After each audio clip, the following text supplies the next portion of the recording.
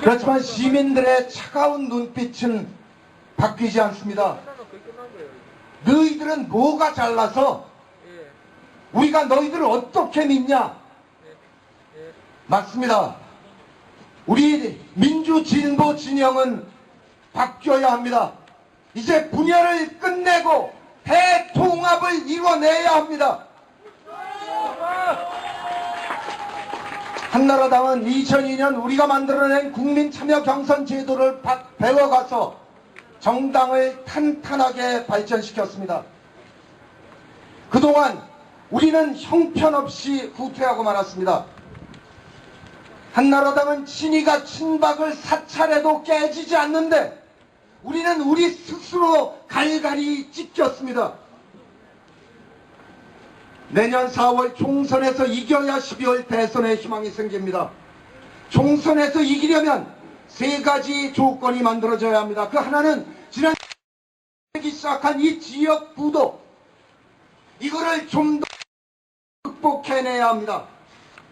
둘째, 20, 30대가 적극적으로 참여할 수 있도록 만들어야 하고 중간층을 잡아들여야 합니다. 셋째, 민주화 진보 진영이 그동안의 분립을 끝내고 대통합을 이루어내는 것입니다.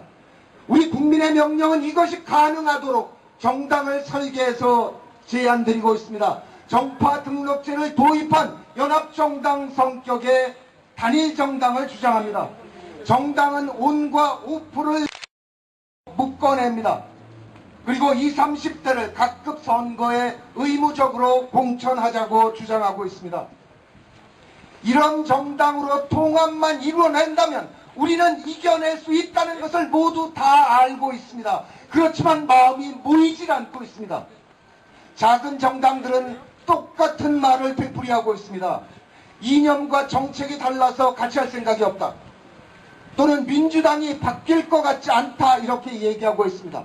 정책과 이념은 민주당이 산무 일반을 채택하고 정동영 의원과 조승수 의원이 부유세 도입을 놓고 공조를 하고 있는 마당에 그 차이가 있으면 그렇다면 문제가 뭘까?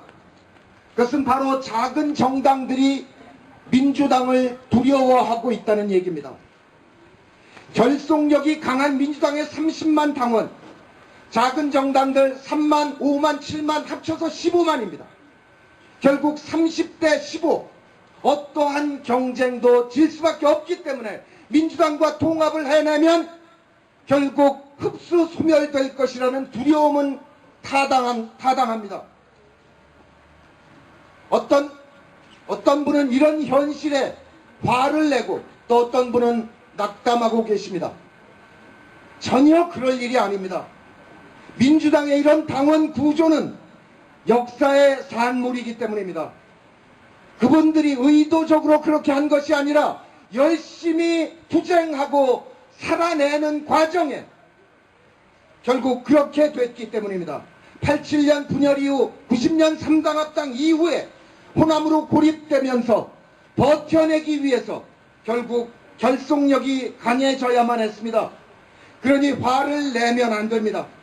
아니, 민주진영을 지켜온 것에 대해서 도리어 고마워해야 마땅할 것입니다. 낙담할 필요도 없습니다. 있는 현실을 있는 그대로 인정하고 해결책을 찾아내면 됩니다. 그것은 바로 국민이 대대적으로 정당에 가입해 주는 것입니다. 대대적으로 가입해서 당원의 구성 비율을 광역별 인구 비례에 맞게 바꿔나가면 되는 것입니다. 그런데 문제는 그런 마음이 있음에도 불구하고 우리가 들어갈 정당이 없다는 데 문제가 있는 것입니다. 바로 이것을 우리 국민의 명령이 해내겠다, 이 일을 시작한 것입니다.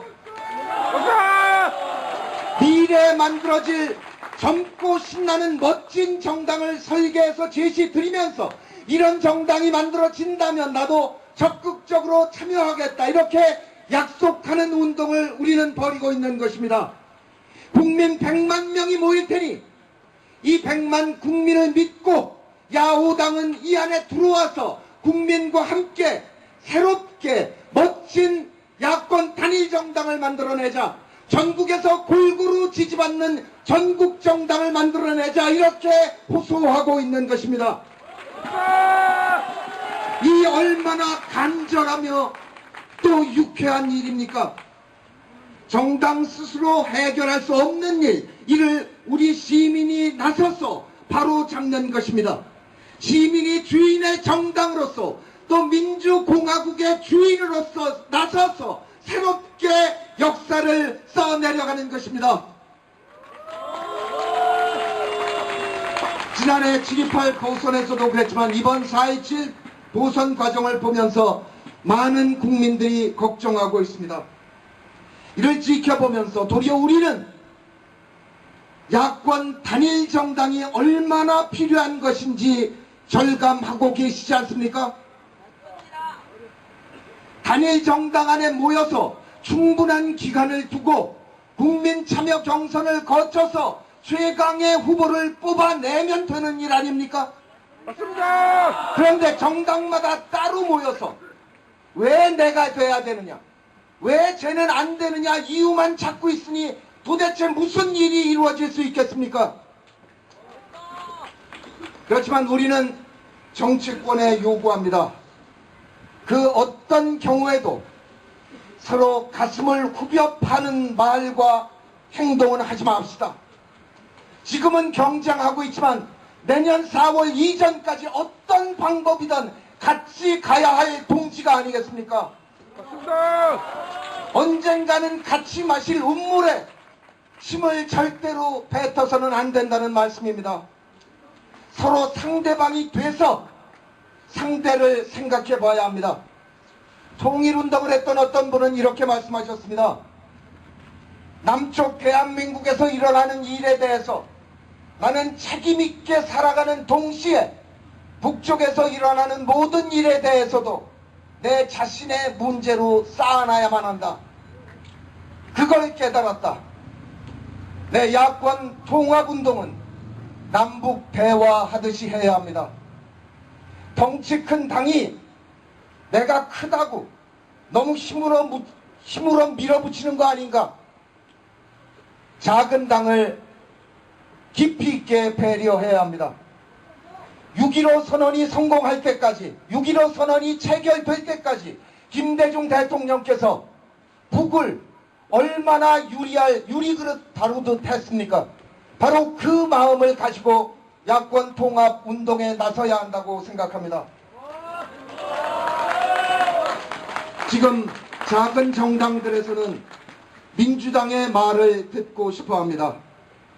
기다리고 있습니다. 아무쪼록 민주당에서는 넉넉한 안을 만들어 주시기 바랍니다.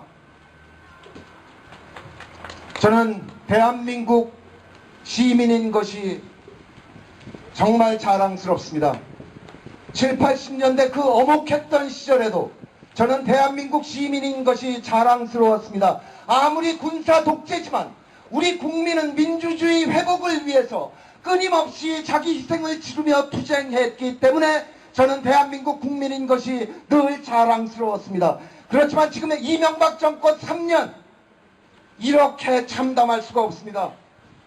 시민으로서의 자긍심이 여지없이 무너져 내렸습니다. 희망마저 없어 보였습니다. 야당이 5개로 분열돼서 표를 갈라먹는 데다가 그 맏형격인 민주당이 지역적인 한계를 가지고 있어서 국민의 여망을 온전히 받아내고 있지 못하기 때문입니다.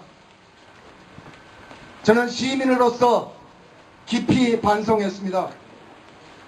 첫 번째 4.19 혁명 후에 민주당에게 맡겼다가 군합발에 지퍼를 피고 말았습니다. 두 번째 혁명 6월 항쟁은 양김에게 맡겼다가 죽 쏘서 개 주고 말았습니다. 세 번째 2002년 선거혁명은 자 이제 뽑아놨다 됐다 그리고 손을 놨다가 저들의 망나니 칼춤에 결국 우리의 소중한 지도자를 잃고 말았습니다. 다시는 이런 바보 짓을 되풀이하고 싶지 않습니다.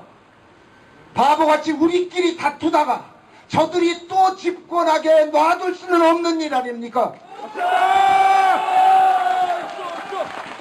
그렇지만 지난 겨울 그 혹독한 추위를 뚫고 우리 회원분들께서 눈물로 희망을 느꼈습니다. 우리 스스로 희망을 만들어가고 있는 것입니다. 우리 자신이 너무나 자랑스럽습니다.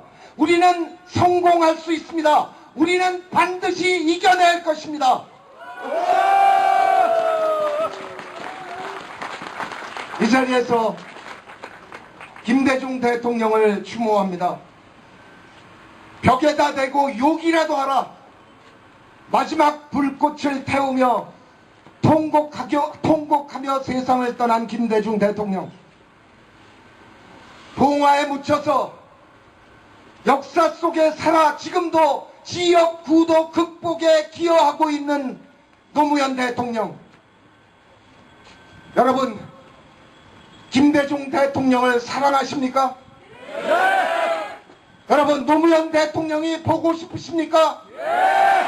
네, 바로 그 마음으로 우리는 100만을 향해 지치지 말고 행진해 나가야 합니다. 행동하는 양심 여러분, 깨어있는 시민 여러분, 우리의 힘으로 야권 단일정당을 만들어내고 그 힘으로 2012년 반드시 민주진보 정부를 세워냅시다. 김대중 대통령, 노무현 대통령에 이어서 새로운 민주진보 정부를 세워내는 겁니다.